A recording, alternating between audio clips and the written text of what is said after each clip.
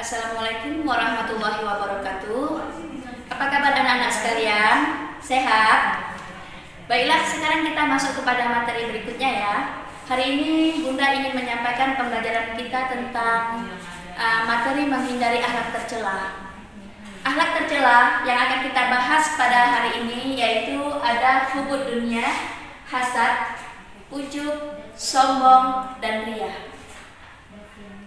Ini semua akhlak tercela yang harus kita hindari.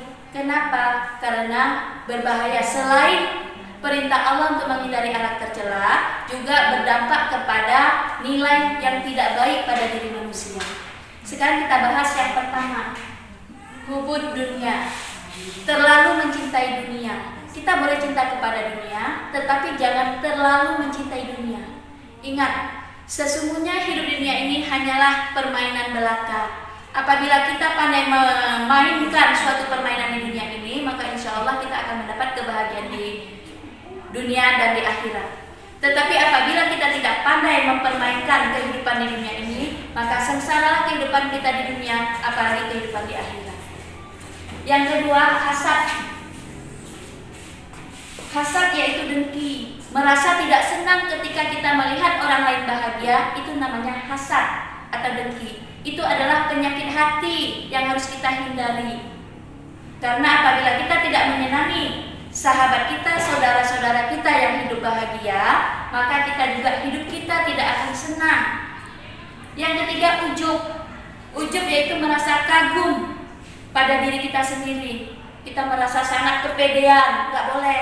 Boleh pede, tapi jangan kepedean.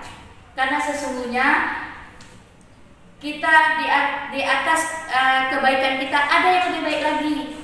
Kita hanyalah manusia, tidak ada yang sempurna. Kita merasa cantik boleh, tetapi terlalu cantik, kita merasa terlalu cantik itu tidak baik.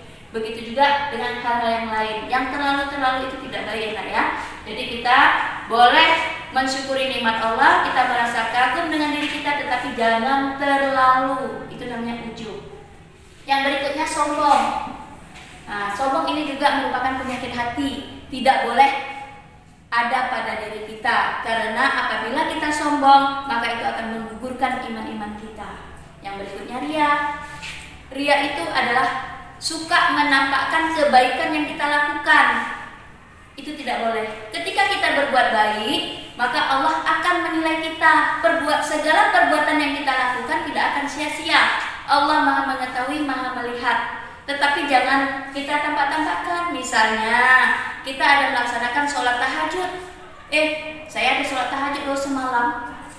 Saya berdoa semoga saya diberi rezeki yang banyak. Itu tidak boleh. Kita melaksanakan sholat tahajud diam-diam. Apabila kita ceritakan dengan orang lain, berarti kita termasuk kepada perbuatan riya. Untuk itu kepada anak-anak sekalian, Bunda mohon dikerjakan di rumah. Cari pengertian, dalil, cara menghindari dampak negatif, dan cara menghindari sifat-sifat tercela. Hanya demikian saja pembelajaran kita pada hari ini. Bunda beri waktu 1 minggu.